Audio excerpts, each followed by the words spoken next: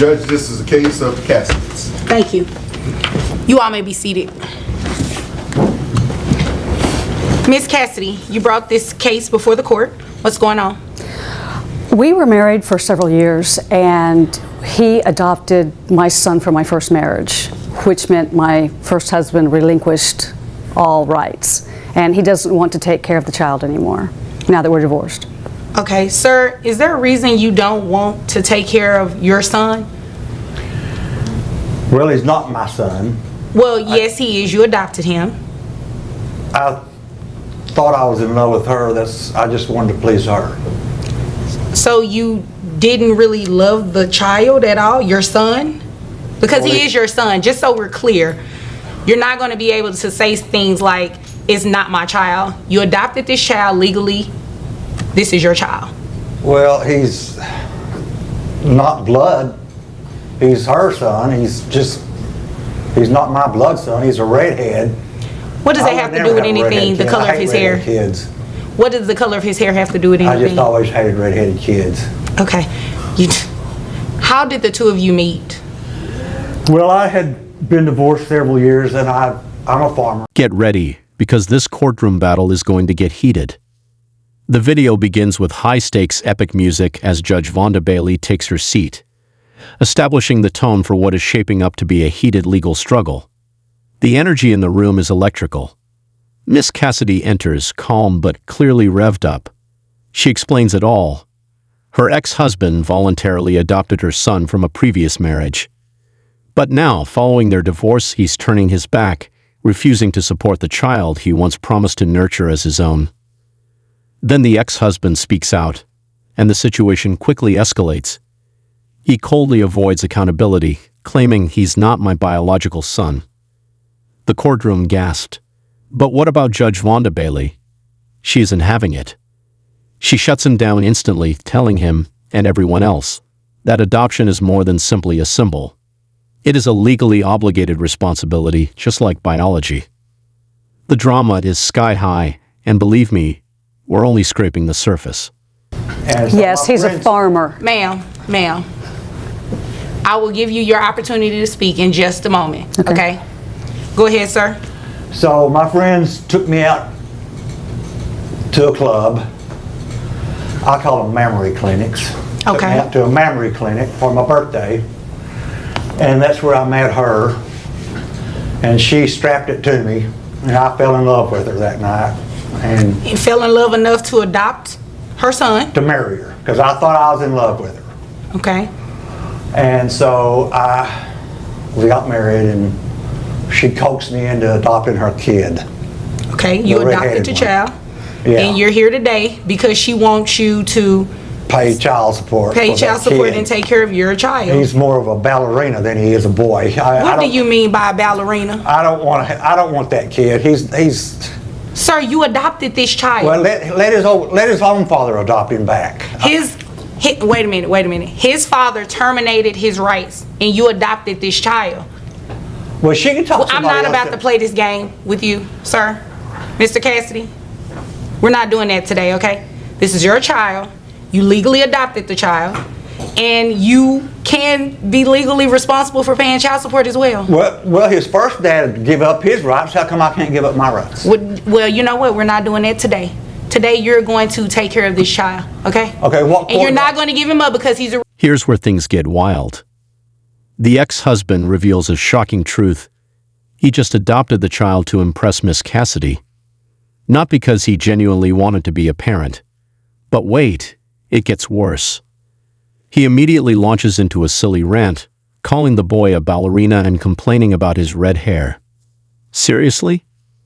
This guy acts as if hair color has anything to do with parenting. And just when you think it can't get any more bizarre, Miss Cassidy discloses that she colored the child's hair to make him more accepting. Can you believe it? The judge is plainly frustrated, and so are we. This guy's explanations are beyond weak, and it's brutally evident that he's more concerned with himself than the well-being of the youngster. Stay tuned. This case is far from finished. No. He don't fish. Sir, Mr. Cassidy, how much money do you make a year? Approximately 83. 83,000.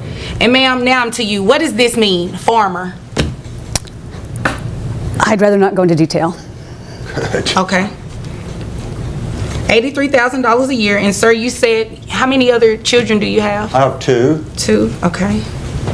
So you have 3 kids They're total. not redheaded either.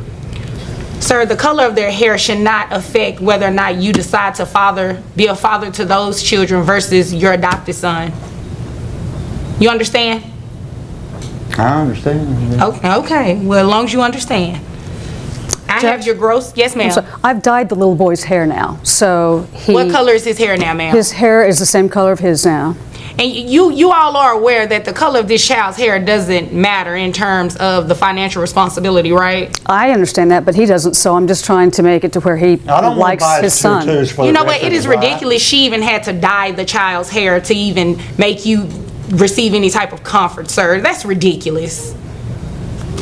Now, at $83,000 a year, I have your gross at $6,916.67. Wow. Who carries health insurance for this child? I do. How much is it for the child only? $230 a month. $230. Okay, sir, you're going to reimburse that to her monthly. Yes, you are. And your net comes out to $5,482.88. Oh. Yes. What? Do we need to call an ambulance? You okay? Oh, okay. Yeah, maybe an ambulance might help me. Okay, well, right now I'm getting ready to help you with these numbers, okay? Or Giving you 12 credit for gauge. the other children that you have. Your child support obligation is $808.72 plus the health insurance reimbursement of $230 a month. That makes your monthly obligation $1,038.72. Okay, that's gonna run Okay, me and you can $4,000. afford it. It's 83. You make $83,000, sir. Next, the judge gets down to business. She checks the ex-husband's income, $83,000 per year, and estimates his monthly child support. $88.75 plus $230 for health insurance. But of course, he's unhappy about it. He begins complaining about his farming overhead costs, as if that somehow excuses him from supporting his child. Miss Cassidy requests back pay, but the judge explains that because it was not mentioned in the paperwork, she cannot grant it. Meanwhile, the ex-husband's scathing remarks about farming and his costs deepen his hole. The judge, she has had enough. She shuts down his justifications with a strong reminder. He is legally bound to support this child, regardless of his feelings. This concludes the conversation. Well, there's a lot of overhead for farming. Well, you know what? Now- Dye your hair red. Well, that's not gonna help me pay my bills. That's It not gonna help might. me feed my cattle. Well, you know what? You might want to choose some different alternatives. Well, you gotta eat. That's where do you think your food comes from? You grow my food? Yes. Oh, okay. Yeah. And I pay for it from you, right? Well, yeah. Okay. Well, guess what? You're going to continue to grow your food, and you're going to take care of this child, who's now the hair is dyed because you had a problem with the color of the child's hair. Ridiculous. Is there anything further here? Yes, the last year that he hasn't paid, can he pay the back pay as well? You know what? That is a great question. Are you asking for back pay today, ma'am? Yes, ma'am. Okay, unfortunately, you did not put that in your paperwork that you filed with the court requesting. Just when you think this case can't get any stranger, Miss Cassidy makes a humorous suggestion. Maybe her ex-husband might avoid child support by remarrying her. The judge smiles at this one, but swiftly clarifies. This isn't a reunification court. With that, she dismisses the lawsuit and orders the ex-husband to pay. But notwithstanding the verdict, his attitude remains dismissive and unapologetic. It's painfully clear. He doesn't understand, and he probably never will.